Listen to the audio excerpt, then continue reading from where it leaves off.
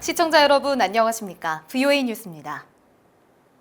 트럼프 대통령에 이어 폼페오 국무장관도 북한의 비핵화까지 일정한 시간이 걸릴 것이라고 말했습니다. 북한이 지체하고 있는 미군 유해 송환은 몇 주 내 이뤄질 것이라고 말했습니다. 박승혁 기자가 보도합니다.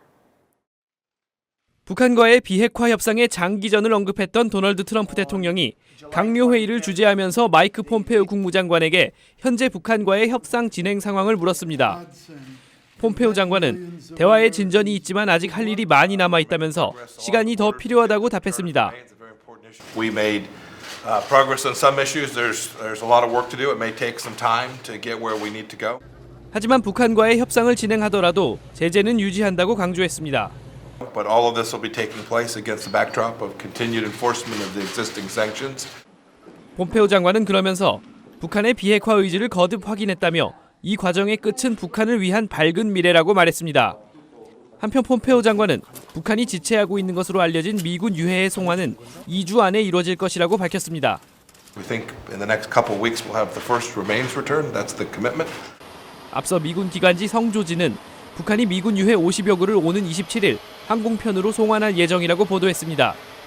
트럼프 대통령에 이어 폼페오 장관이 북한 비핵화 협상의 장기화가 필요하다는 점을 다시 밝히면서 미북 협상이 교착 상태에 빠진 게 아니냐는 우려가 나오고 있습니다. VOA 뉴스 박승혁입니다.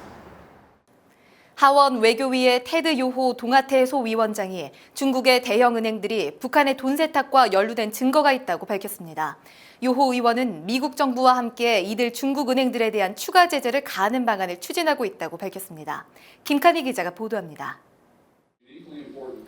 하원 외교위 테드 요호 동아태소위원장은 불법적인 북한의 돈 세탁과 연루돼 있는 대형 중국 은행들이 있다고 밝혔습니다.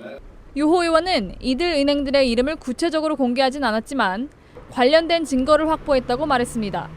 그러면서 해당 은행들의 제재를 가하는 방안을 정부와 논의하고 있다고 밝혔습니다. We're talking with the State Department, and we're talking with Treasury, and we're talking with the Foreign Affairs Committee and our Financial Service Committee. 요호 의원은 대북 제재는 정부의 북한의 비핵화를 압박할 수 있는 도구를 제공해 주는 것이라면서 하원 외교위는 정부가 대북 제재를 계속 가할 수 있도록 압박할 것이라고 말했습니다. 중국은행에 대한 제재로 미치게 될 미국의 개인과 기업에 대한 손실은 균형이 필요하다고 강조했습니다. Our hopes is that China will say, you know what, we are serious about bringing the North Korean situation to a peaceful end. 마이클 맥콜 하원 국토안보위원장도 강연을 통해 북한에 대한 군사적, 경제적 제재를 지속해야 한다고 강조했습니다.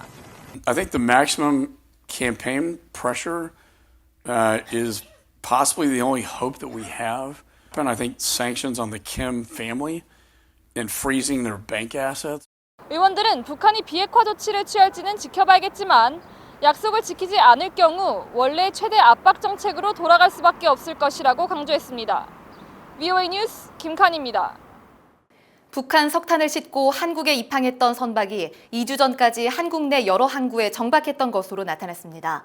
선박의 실시간 위치 정보를 보여주는 마린 트래픽은 한국 시간으로 지난 4일 오전 11시 58분에 북한 석탄을 실었던 리치 글로리호의 식별 신호가 부산항에서 포착됐다고 밝혔습니다.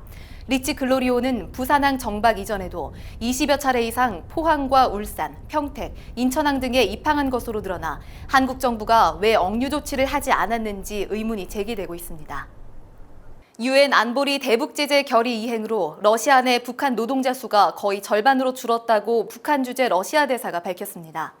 알렉산드르 마체고라 대사는 러시아 언론과의 인터뷰에서 러시아 내 북한 노동자들은 규정대로 2019년 11월 말까지 모두 러시아를 떠날 것이라고 밝혔습니다.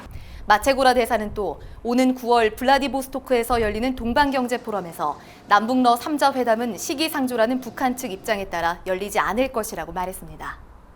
2007년 육자회담 한국 측 수석 대표였던 천영우 전 청와대 외교안보수석은 북한의 핵신고와 우라늄 농축시설 동결을 종전선언과 연계해야 한다고 지적했습니다.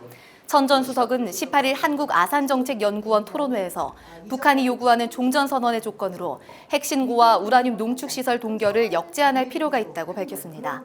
2005년 육자회담 한국 측 차석 대표였던 조태용 전 외교부 차관도 종전선언과는 비핵화 로드맵 합의나 신고, 동결과 연결돼야 균형이 맞다고 지적했습니다. VOA 뉴스 마칩니다. 시청해주신 여러분 고맙습니다.